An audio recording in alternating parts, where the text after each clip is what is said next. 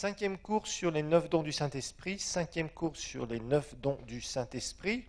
Et je vous rappelle que les dons du Saint-Esprit, eh bien, ça nous est donné par la troisième personne de la Trinité, et évidemment pour aller beaucoup plus loin, pour pouvoir accomplir la grande mission beaucoup plus rapidement, la grande mission que Jésus nous a laissée. Je vous ai donné des généralités sur les dons.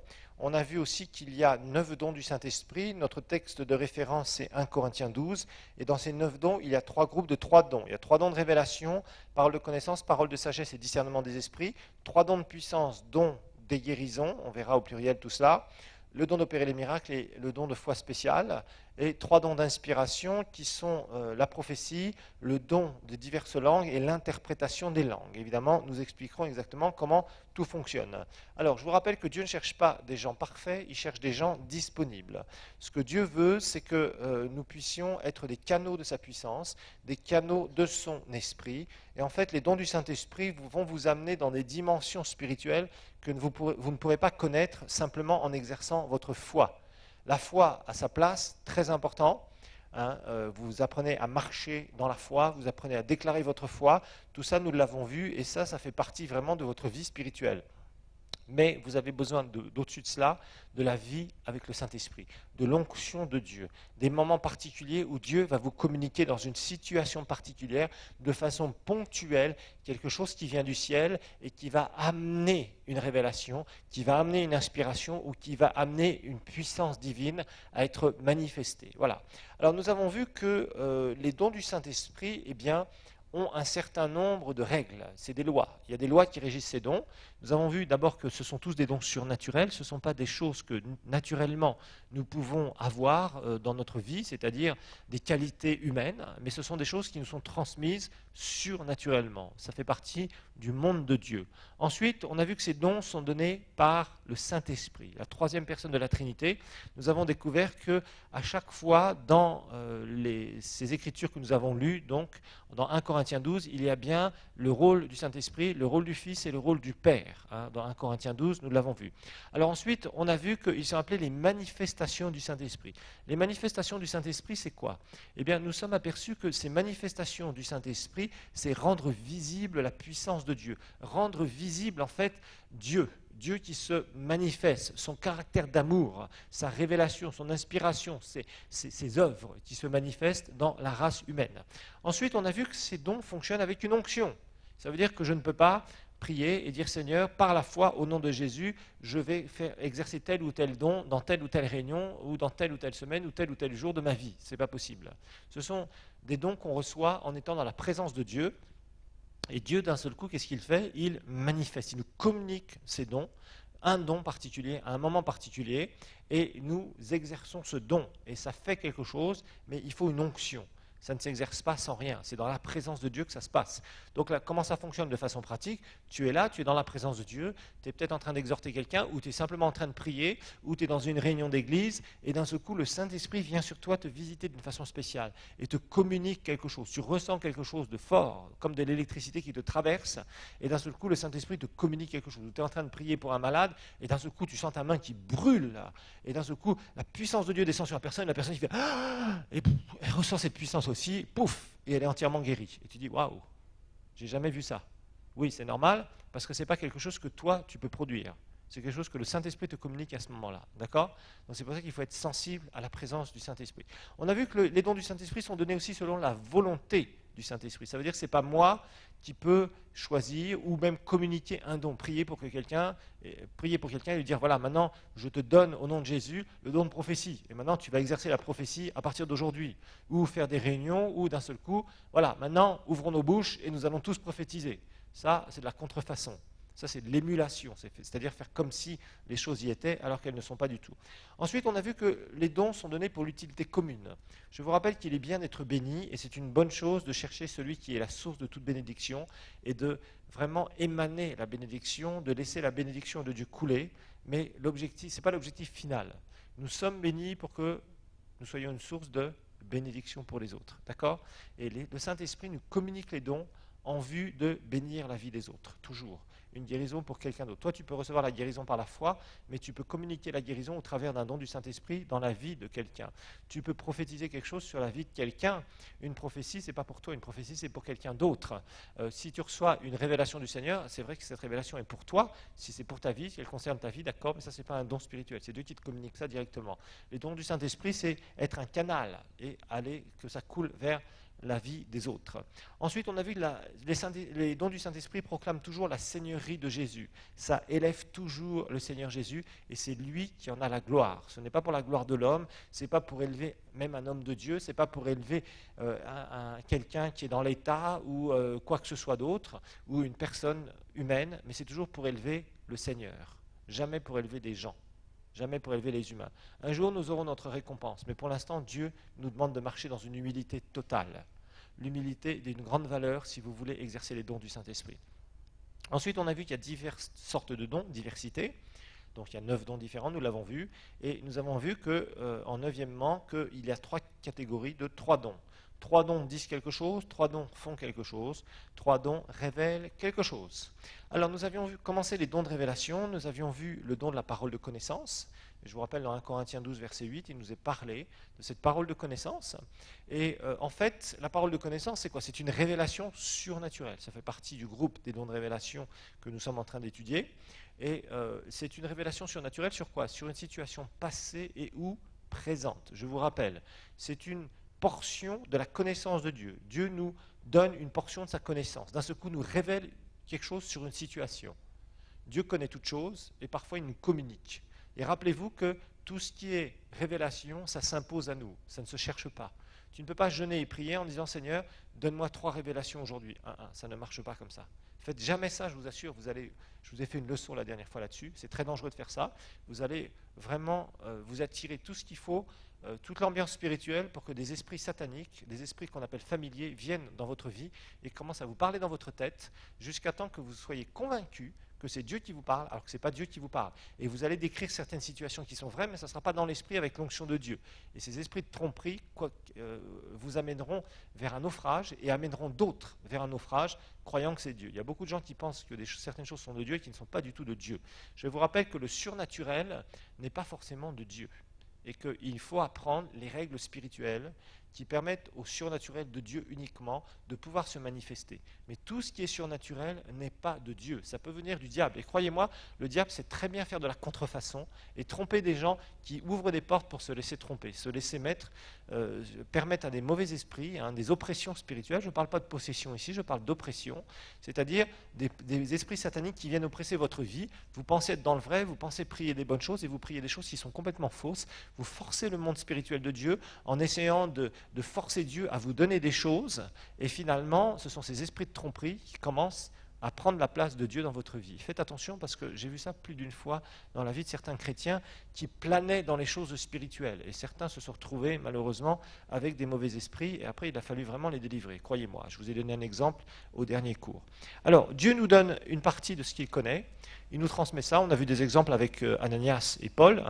Ananias avait reçu des révélations sur où se trouvait Paul, et c'était une parole de connaissance, et aussi la condition dans laquelle il était à ce moment-là, ce qu'il avait vécu avec le Seigneur. Alors on a vu ça aussi dans Acte 10 avec Pierre. Il reçoit donc cette révélation, 3 hommes te cherchent. On a vu dans Jean chapitre 4 aussi Jésus qui discute avec la Samaritaine, et au moment où la Samaritaine est complètement dans le naturel, avec son histoire d'eau, là, ses cruches d'eau et ses histoires d'eau, Jésus commence à lui dire appelle ton mari, et elle dit non, j'ai pas de mari, etc., etc., etc. Et puis Jésus lui révèle oui, tu as eu 5 maris, mais celui avec lequel tu es, effectivement, n'est pas ton mari. Et la femme je vois que tu es prophète, etc.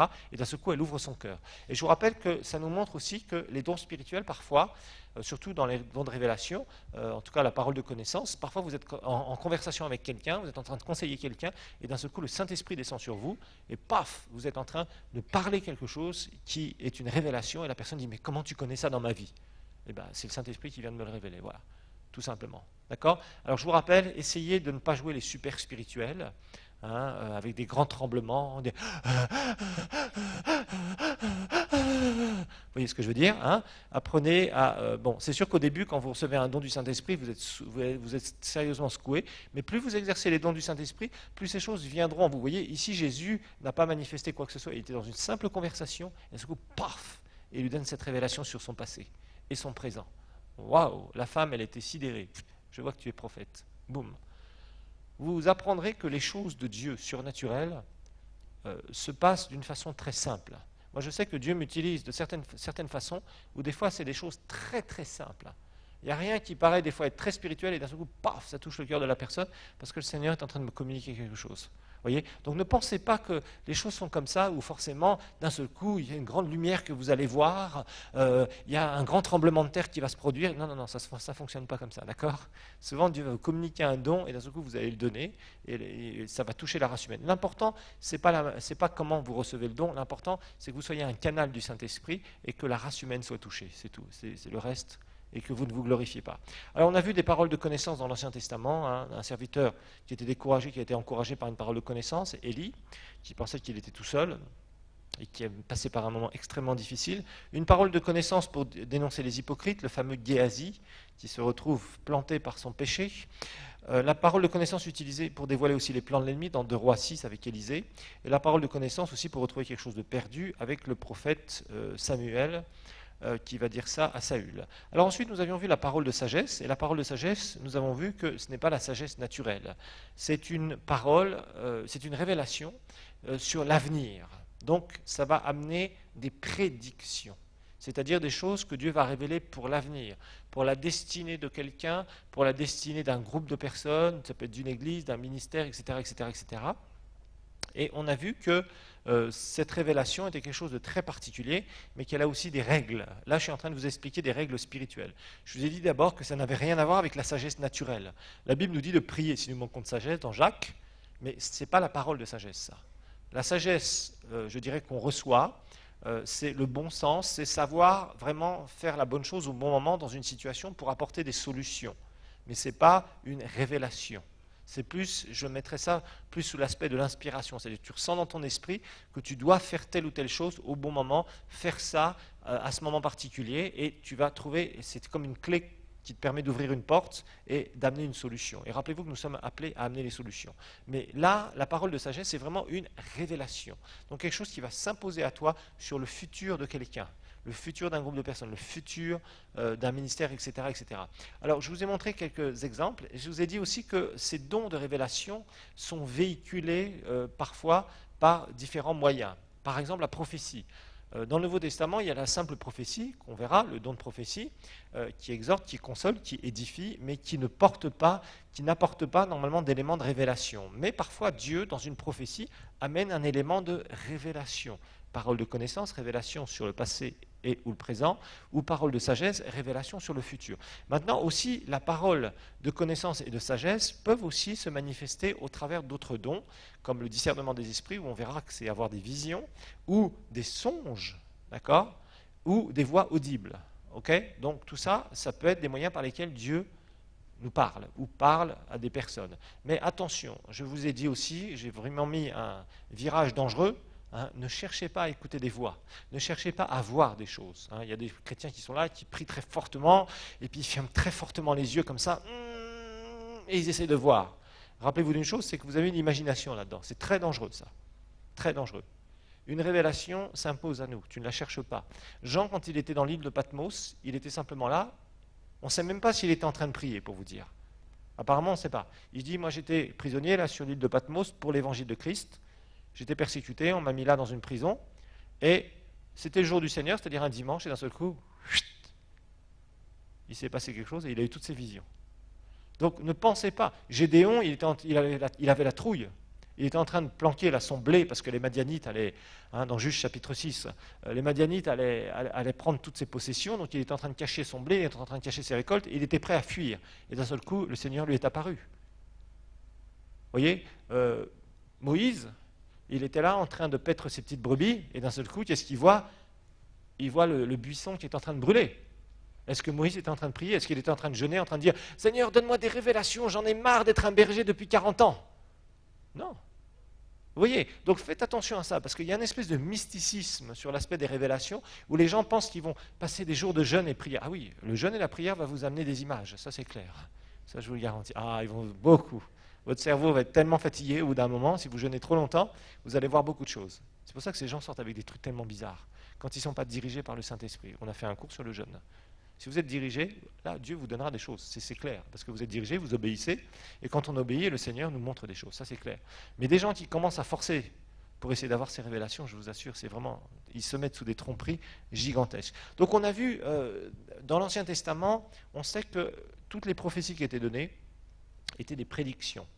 Dans le Nouveau Testament, nous avons la simple prophétie, mais nous avons vu deux exemples quand même d'un prophète, Agabus. Mais ce que j'aime dans Agabus, c'est qu'il va prophétiser des choses, et ce n'est pas un prophète de malheur. C'est un prophète qui prophétise des choses, et en même temps, il amène des solutions. Et ça, c'est bien. Et ça, c'est vraiment le fait d'avoir des paroles sur le futur. Et je vous rappelle que souvent, quand vous avez des paroles sur le futur, ces paroles sont conditionnelles. Rien ne s'accomplit automatiquement avec Dieu pour votre destinée. Si Dieu vous donne une parole de prédiction, c'est-à-dire sur le futur de quelqu'un, cette personne peut recevoir cette parole. Je vous rappelle que ça doit être des confirmations dans le Nouveau Testament. Hein.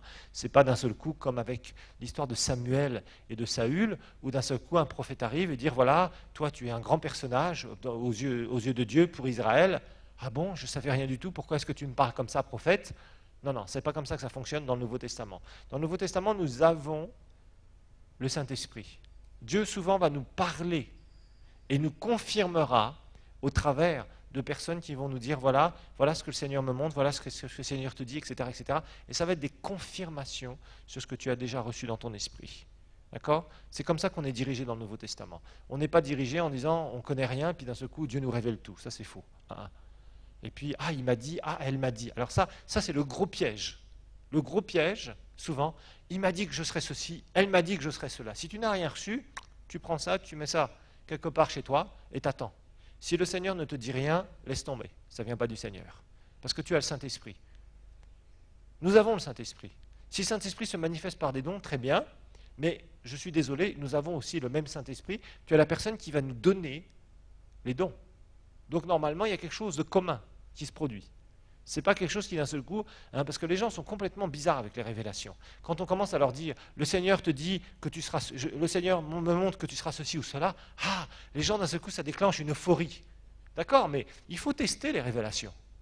La Bible nous dit de mettre à l'épreuve les prophéties. Nous étudierons cela. Tout ce qui est révélation doit être testé selon la parole de Dieu. Et c'est important, parce que beaucoup de gens gobent n'importe quoi, et après ça crée une confusion gigantesque. Et les gens qui commencent à raconter des histoires une fois, deux fois, trois fois, il faut les taxer de faux prophètes. Il ne faut pas hésiter et prendre un bon bâton, ça les aidera à sortir plus vite. Alors nous allons voir maintenant le troisième don, le don de discernement des esprits.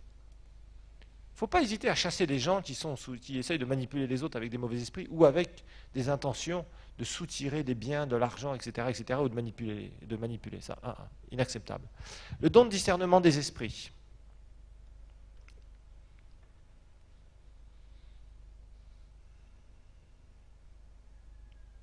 Alors, c'est le troisième don de révélation.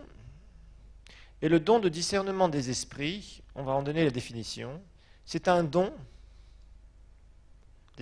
c'est un don qui nous donne de pouvoir voir et ou d'entendre dans le monde spirituel. C'est un don qui nous permet, donc, de pouvoir voir et ou d'entendre dans le monde spirituel.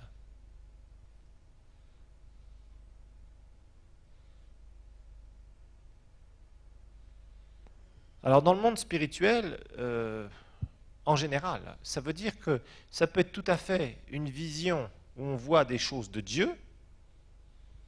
Ok? Donc on peut voir Jésus, par exemple. On peut voir des anges. On peut voir le ciel. On peut entendre des paroles qui viennent du ciel. Mais aussi, le Seigneur, au travers de ce don, peut révéler des choses, des plans sataniques, des choses que le diable veut faire et est en train de faire sur la vie de certaines personnes. On va voir des exemples. Alors, ça peut être des événements passés, présents ou futurs aussi, hein. Donc ça permet de voir ou d'entendre des choses qui sont passées, présentes ou futures. Et ça permet aussi de voir ou d'entendre dans le royaume de Dieu, mais aussi le royaume satanique. Nous allons découvrir tout cela très facilement.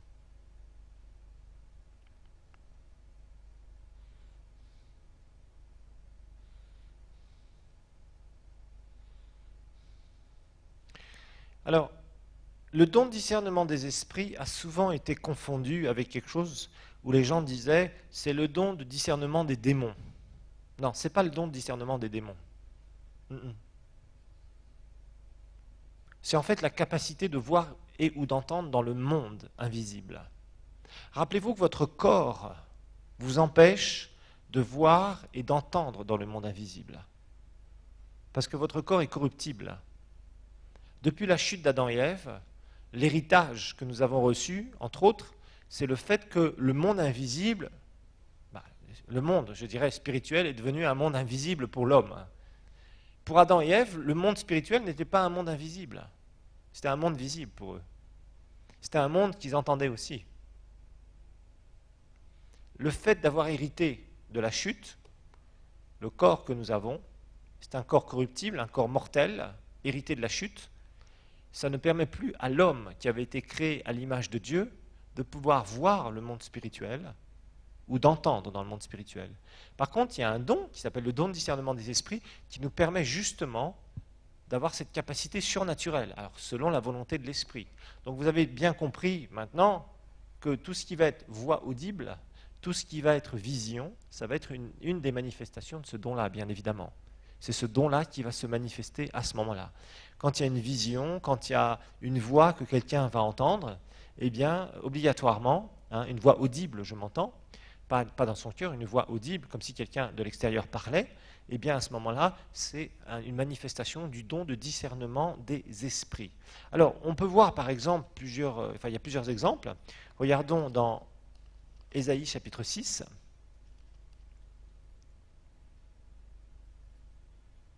Ésaïe chapitre 6, c'est Ésaïe qui a une vision.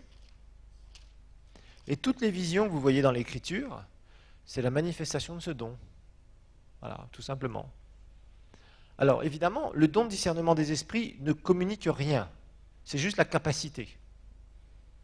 Et ce qui va être donné comme message, passé ou présent, ça sera couplé avec une parole de connaissance, bien sûr, ou une parole de sagesse, si Dieu montre des choses sur l'avenir et fait entendre des choses sur l'avenir. Voyez ? Donc évidemment, ce don va marcher très souvent en relation, même je dirais toujours, en relation avec parole de connaissance et parole de sagesse, qui va révéler des choses. Alors il est dit, chapitre 6, verset 1, l'année de la mort du roi Osias, je vis le Seigneur assis sur un trône très élevé, donc je vis, voir, et les pans de sa robe remplissaient le temple. Des séraphins se tenaient au-dessus de lui, ils avaient chacun 6 ailes, 2 dont ils se couvraient la face, 2 dont ils se couvraient les pieds, 2 dont ils se servaient pour voler. Ils criaient l'un à l'autre et disaient, donc il a entendu, Saint, Saint, Saint est l'Éternel des armées, toute la terre est pleine de sa gloire. Là, Isaïe va voir, il va entendre. Il va avoir une vision. Bon, Moïse, dans Exode 33, Exode 33,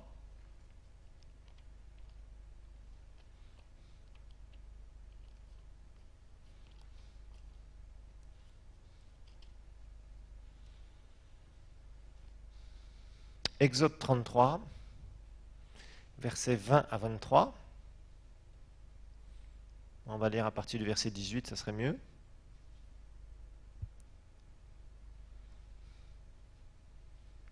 Exode 33, 18 à 23. Il est dit, Moïse dit, fais-moi voir ta gloire. C'est-à-dire, je veux te voir. L'Éternel répondit, je ferai passer devant ta face toute ma bonté, et je proclamerai devant toi le nom de l'Éternel. Je fais grâce à qui je fais grâce, et j'ai compassion de qui j'ai compassion. Il ajouta, tu ne peux pas voir ma face, tu ne pourras pas voir ma face, car l'homme quoi, ne peut me voir et vivre, à cause de notre corps mortel. C'est pour ça que le jour où nous mourrons, c'est là où nous pouvons aller au ciel. Notre corps, je vous rappelle, c'est l'enveloppe, la maison où nous vivons, et c'est là où c'est ce qui nous empêche de voir Dieu face à face. Le jour où tu mourras, ton esprit et ton âme sortent de ton corps, tu vas au troisième ciel, et à partir du moment où tu sors de ton corps déjà, tu verras le monde angélique, et tu verras, après tu vas au ciel directement, et c'est là où tu vois la gloire de Dieu face à face. L'Éternel dit, voici un endroit près de moi, tu te tiendras sur le rocher, quand ma gloire passera, je te mettrai dans un creux du rocher, je te couvrirai de ma main, jusqu'à ce que j'ai passé. Puis je retirerai ma main, et tu me verras par derrière, mais ma face ne pourra être vue. Et en fait, Moïse, dans un autre passage, Dieu lui avait dit, eh bien en fait, tu verras une représentation de moi, mais tu ne me verras pas face à face, ce n'est pas possible.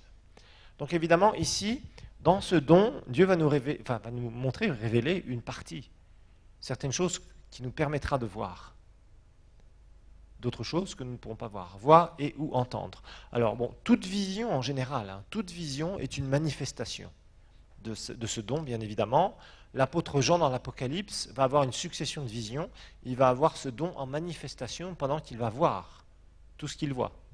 Et tout ce qui va lui être communiqué comme révélation, passé, présente et ou future, ce sera manifestation en même temps de la parole de connaissance et de la parole de sagesse. Voilà. C'est comme ça donc que ça fonctionne. Alors, en fait, quand on parle de discerner, discerner, ça veut dire percevoir, ça veut dire voir. D'accord? C'est ça que ça veut dire discerner, c'est ce sens ici. Discerner, ça veut dire percevoir, ça veut dire voir.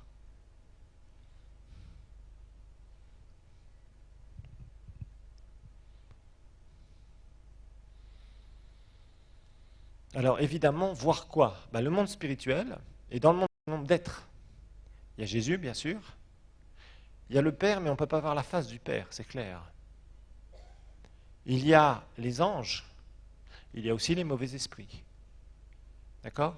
Donc c'est tout ce qu'on peut voir. C'est le monde invisible. Jean verra aussi la Nouvelle Jérusalem. Jean verra le ciel. Alors il existe trois types de visions. Trois types de visions. Il y a ce qu'on appelle les visions spirituelles. On étudiera ça dans le cours, comment être dirigé par le Saint-Esprit. Il y a les visions spirituelles. Là, c'est quelque chose qu'on voit dans notre esprit. Tu as les yeux fermés, tu es en train de prier, et à l'intérieur de ton esprit, tu vois des choses. Par exemple, Béni-Hinn, souvent, quand il exerce la guérison divine, il explique, quand l'onction est sur lui, il dit, c'est comme si, quand je ferme les yeux, c'est comme s'il y a une télévision, et je vois des grosseurs disparaître, je vois des jambes rallongées, je vois des cancers guéris, et j'ai juste à dire ce que je vois. Et c'est comme ça que les gens sont guéris, très souvent. Ça, c'est ce qu'on appelle une vision spirituelle. Moi, ça m'est arrivé une seule fois dans ma vie, ça, de voir quelque chose comme ça dans mon esprit. Ensuite, il y a les visions ouvertes. Les visions ouvertes, tu es là, il y a tout le monde naturel qui est autour de toi, et d'un seul coup, un ange peut apparaître, ou Jésus peut venir te visiter. Kenneth Hagin raconte plusieurs fois des expériences qu'il a eues comme ça, des visitations d'anges. Et dans une vision ouverte, vous voyez, je dirais, tout le naturel, vous le voyez encore. Mais d'un seul coup, vous voyez en plus le monde spirituel que Dieu veut vous montrer. Un ange qui vient et qui vous donne un message. Donc à chaque fois que quelqu'un, par exemple, quand Corneille va voir l'ange, dans Acte 10, eh bien c'est exactement la manifestation de ce don. Il voit un ange. Lorsque Gédéon va voir le Seigneur, parce qu'en fait il verra l'ange de l'Éternel, vous avez compris que dans l'Ancien Testament, c'est des Christophanies, vous l'avez étudié, ou théophanies, apparition de Dieu le Fils avant son incarnation. Et c'est cette expression qu'on voit régulièrement dans l'Écriture, l'ange de l'Éternel, dans l'Ancien Testament. Et c'est Christ qui apparaît, mais ce sont des apparitions de Dieu le Fils avant son incarnation, bien évidemment. Et là, le Seigneur parle. Il dit l'ange de l'Éternel, et après l'Éternel dit l'Éternel, l'Éternel, l'Éternel. Donc c'est bien Dieu qui apparaît, Dieu le Fils qui apparaît sur la terre à ces moments-là. Alors, les séraphins, les chérubins, les archanges, l'armée des cieux en général, ça c'est clair. Et parfois, il y a des gens qui ont vu Satan, l'ennemi, et aussi des légions de démons, ou des démons. Ça, c'est clair. Donc le discernement des esprits va vous aider à voir qu'est-ce qu'il y a derrière aussi certaines situations. Il y a certaines personnes qui ont des visions, c'est surtout les prophètes qui vont voir, les vrais prophètes. Parfois, qui vont voir que derrière telle situation, eh bien, il y a un mauvais esprit. Alors, vision ouverte, donc vous voyez tout, et d'un seul coup, il y a le monde spirituel qui vous apparaît. Et il y a un dernier type de vision, c'est être ravi en esprit. Être ravi en esprit. Être ravi en esprit.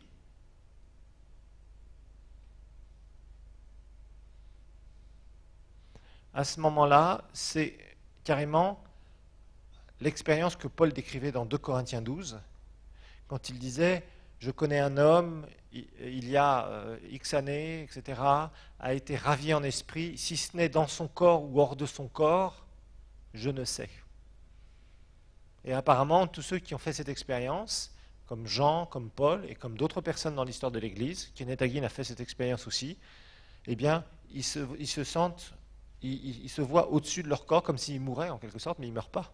C'est une expérience surnaturelle.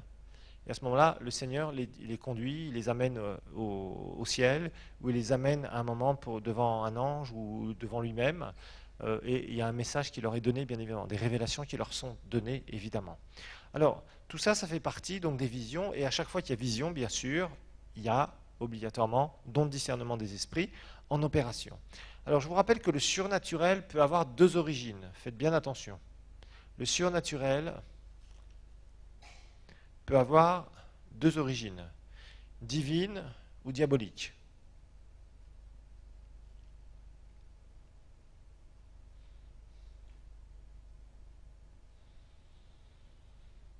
Et parfois, Dieu nous révèle certaines choses pour nous aider. Et parfois, le monde satanique nous est révélé pour qu'on puisse bien sûr le déjouer. Pas pour en avoir peur, mais pour vraiment frapper contre ce royaume. Et parfois, on a besoin de ce genre de révélation. Regardez dans Acte 16, verset 16. Et là, il est difficile de savoir ce que Paul avait reçu comme don.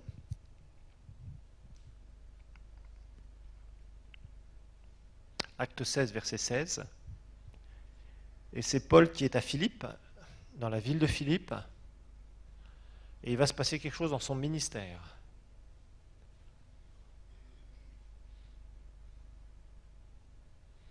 Il va se passer quelque chose dans son ministère. Il est dit donc, à partir du verset 16, il était avec un groupe de chrétiens qui le suivaient. Et il est dit, comme nous allions au lieu de prière, verset 16, une servante qui avait un esprit de python, et qui par ses divinations procurait un grand profit à ses maîtres, vint à notre rencontre. Elle se mit à nous suivre, Paul et nous, et criait « Ces hommes sont des serviteurs du Dieu très haut, et ils vous annoncent la voie du salut. » Elle fit cela pendant plusieurs jours. Paul, excédé, se retourna et dit à l'esprit « Je t'ordonne au nom de Jésus-Christ, sors d'elle. » Et il sortit à l'heure même. Ici, il y avait une manifestation démoniaque par rapport à une situation où un ministère était empêché, c'est-à-dire il était freiné quelque part. Et parfois l'ennemi essaye de s'introduire là où Dieu agit, pour tromper des hommes et des femmes de Dieu, pour tromper des églises, pour tromper différentes choses, et essayer par leur tromperie d'égarer des gens. Cette femme aurait pu être tout à fait considérée comme une prophétesse, parce qu'elle disait des choses qui étaient vraies, mais elle opérait sous des esprits mauvais. Alors comment est-ce que Paul a pu savoir que c'était d'origine satanique, ce qu'elle disait? Bon, il y a différentes façons. Il ne faut pas penser que obligatoirement, si vous voulez, connaître l'origine de quelque chose, obligatoirement, ça se passera par une vision. Non, pas forcément. Parfois, simplement, vous ressentirez dans votre esprit qu'il y a une présence maléfique. Et à ce moment-là, vous ordonnez à cette puissance satanique, vous liez cette puissance satanique et vous dites « Tu sors au nom de Jésus, tu pars d'ici, écarte-toi au nom de Jésus. » Et elle vous obéit. Parfois, le Seigneur vous révélera par une parole de connaissance quelle est l'origine d'une situation. Parfois, ça sera par une vision. Par exemple, des gens qui ont des dons de guérison, des ministères de guérison, et qui sont aussi dans des ministères prophétiques. Par exemple, Kenneth Hagin exerçait souvent son ministère comme ça. Comme il était prophète, Dieu l'utilisait particulièrement pour la guérison, et un certain nombre de fois, il était là, et d'un seul coup, il avait une vision, et il voyait le mauvais esprit, par exemple, oppresser quelqu'un.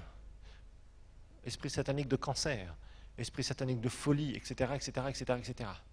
Et dans l'esprit, alors qu'il voyait la personne, et en même temps, il voyait le mauvais esprit qui était attaché à cette personne, et il lui ordonnait au nom de Jésus, je te le lis. Et il entendait ce mauvais esprit lui répondre, non, ne me chasse pas, non, non, non, etc. William Branham, quand il était vraiment sur la piste à l'époque, c'était la même chose. Très souvent, Dieu l'utilisait comme ça.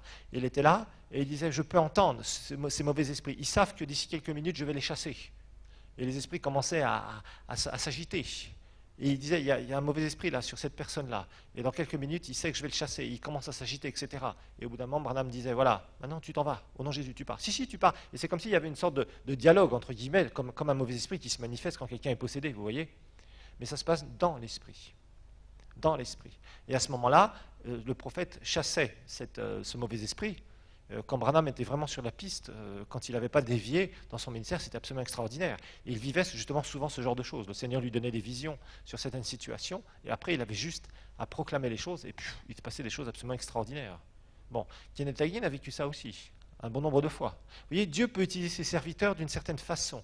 Et particulièrement dans la guérison, souvent c'est ce qui se passe. Les gens qui sont puissamment utilisés par Dieu et qui sont en même temps dans un ministère prophétique, c'est comme ça que Dieu les utilise. Ils ont un certain nombre de visions, ils voient des choses, ils voient le monde naturel et en même temps le monde spirituel. Et à ce moment-là, ils ont juste à parler. Et ils communiquent directement avec ce monde spirituel en voyant ce monde spirituel et la réaction de ce monde spirituel.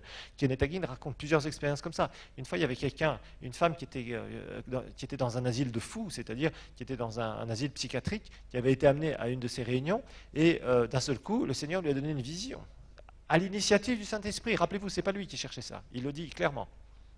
Et il a vu comme s'il y avait des bras, comme si une espèce. Il dit je décris ça, je voyais un être qui ressemblait dans une forme, mais attention à ce que je vais vous dire ici, une forme qui était un peu comme un singe. Ne dites pas que les singes sont des démons, hein, c'est pas vrai, d'accord, mais qui ressemblait un peu à une forme de singe, comme un petit être qui ressemblait comme un petit singe, qui tenait la tête de cette personne comme ça, avec ses bras, comme ça, dans le monde spirituel.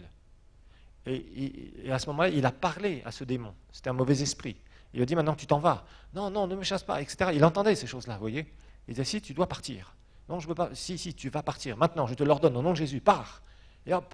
Et il disait, c'est comme si cet être partait comme ça, et s'écartait, et partait de la salle. Vous voyez. Et à ce moment-là, la personne était entièrement délivrée totalement. Des gens qui étaient en train de mourir de cancer. Il a eu plusieurs fois ce genre d'expérience, vous voyez. Donc ça, c'est vraiment avoir ce don de discernement des esprits en opération, et on voit dans le monde spirituel. On voit des mauvais esprits. Alors maintenant, une visitation d'ange, c'est la même chose. Quelqu'un qui a une visitation d'un ange, eh bien, c'est arrivé à certains serviteurs de Dieu, il y a des exemples dans l'Écriture aussi, à ce moment-là, c'est une manifestation du don de discernement des esprits. Quelqu'un qui a une vision, obligatoirement, il a ce don en manifestation. Donc vous voyez, il voit des choses, il entend des choses dans le monde spirituel. Quand Paul s'est converti, il a eu la manifestation de ce don en opération, vous voyez. Alors, qu'est-ce que j'avais d'autre à vous dire? Bon, donc faites attention aussi parce qu'il y a beaucoup de gens qui parlent du don de discernement. Vous voyez, il y a souvent des gens qui ressentent des choses dans l'esprit, qui sont très sensibles au niveau du monde spirituel. Et il y a beaucoup de gens qui disent « Ah, celui-ci, il a le don de discernement ». En voyant que ces gens-là, souvent, ils sont très alertes spirituellement parlant. C'est-à-dire qu'ils sentent les situations, ils sentent les choses. Ils disent « Non, non, non, non, je sens que le Saint-Esprit nous dirige comme ça, etc. etc. » Ça, ce n'est pas le don de discernement des esprits. Hein. Ça, c'est avoir du discernement qui provient de quoi? Qui provient ni plus ni moins du fait que la personne a développé sa nature spirituelle. Ce n'est pas la même chose.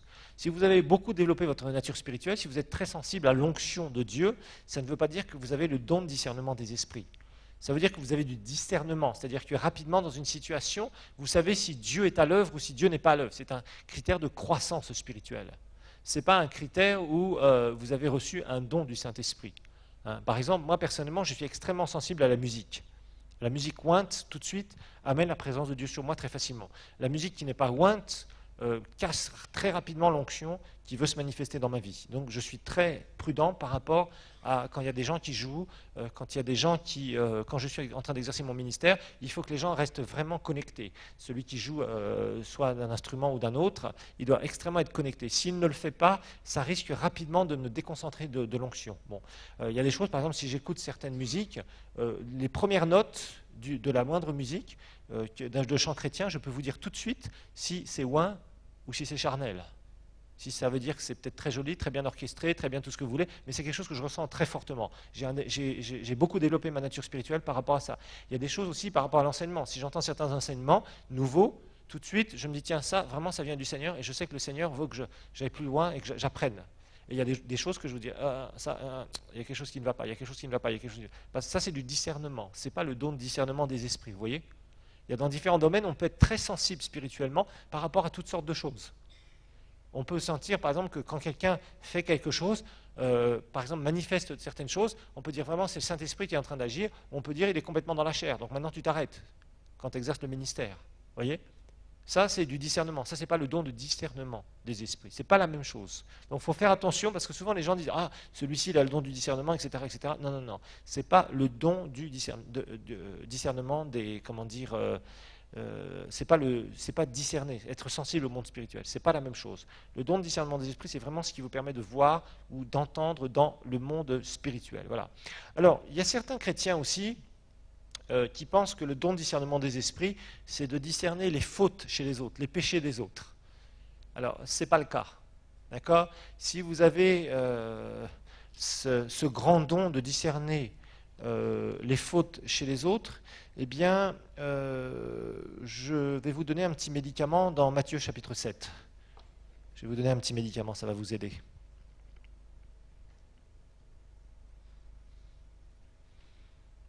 Hein, si vous avez ce grand don de discernement du péché ou des fautes des autres, voilà le médicament. Chapitre 7 de Matthieu nous dit « Ne jugez pas afin de ne pas être jugés, c'est du jugement dont vous aurez jugé qu'on vous jugera, de la mesure dont vous vous mesurez qu'on vous mesurera.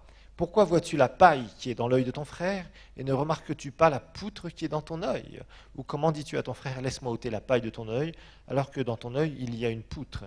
Hypocrite, ôte premièrement la poutre de ton œil, alors tu verras comment ôter la paille de l'œil, dans l'œil de ton frère. » D'accord ? Voilà, donc si vous avez le discernement des fautes et des péchés des autres, voilà, Matthieu 7 doit vous guérir. D'accord ? Il n'y a pas de don de Dieu pour aller chercher et fouiller dans la vie des autres. D'accord ? Ça s'appelle du jugement. Ça s'appelle du jugement. Ok ? Donc c'est important parce que vraiment il y a des gens qui font tout et n'importe quoi. Et c'est vraiment, je dirais, c'est vraiment triste. Il y a certains endroits où on met des systèmes de KGB et de CIA dans les églises, et c'est honteux. Il faut que les gens apprennent à grandir. Ça ne sert à rien de mettre un joug sur les gens en fouillant dans la vie, en se surveillant les uns des autres. La Bible n'a jamais dit de se surveiller les uns les autres dans le sens de chercher les fautes les uns chez les autres. Elle a dit de nous aimer les uns les autres, d'accord ? Et de faire attention, et si ton frère tombe, relève-le et ne viens pas essayer de chercher ses fautes et partout d'aller raconter ça sur la radio-trottoir internationale, d'accord ? Donc il faut vraiment faire la différence. Alors, notez qu'une parole de connaissance vous permet de savoir, en revenant sur les discernements, une parole de connaissance vous permettra de savoir s'il y a la présence d'un mauvais esprit. Mais ce don ne vous permettra pas de voir ce mauvais esprit. Donc une parole de connaissance vous permettra de savoir s'il y a la présence d'un mauvais esprit. Par exemple, si vous priez pour un malade, la parole de connaissance, Dieu peut vous révéler, c'est un mauvais esprit qui est derrière tout ça. Donc tu chasses le mauvais esprit, le malade est guéri. Mais la parole de connaissance ne te permettra pas de voir dans le mauvais esprit, de voir ce mauvais esprit. Par contre, le don de discernement des esprits te permettra de voir ce mauvais esprit. Le don de discernement des esprits te permettra de voir ce mauvais esprit.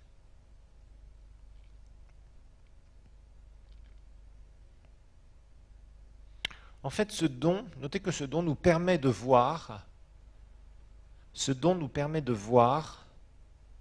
au-delà de la sphère où nous avons été créés. Ce don nous permet de voir au-delà de la sphère où nous avons été créés.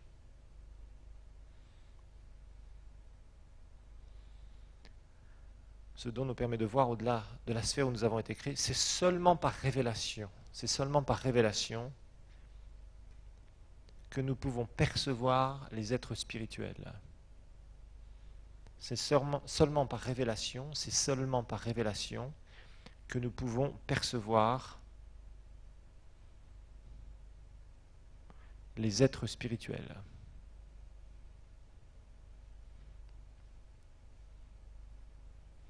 Donc, vous ne pourrez rien voir sans la manifestation de ce don. C'est super important de le comprendre. Ne cherchez pas à faire travailler votre imagination, ne cherchez pas à fermer les yeux très fort, ne cherchez pas à faire toutes sortes de choses. Si vous recevez une vision, croyez-moi, le Saint-Esprit viendra avec puissance vous visiter et vous n'y serez pour rien. Vous n'y serez strictement pour rien. Ok? Voilà pour ce cours.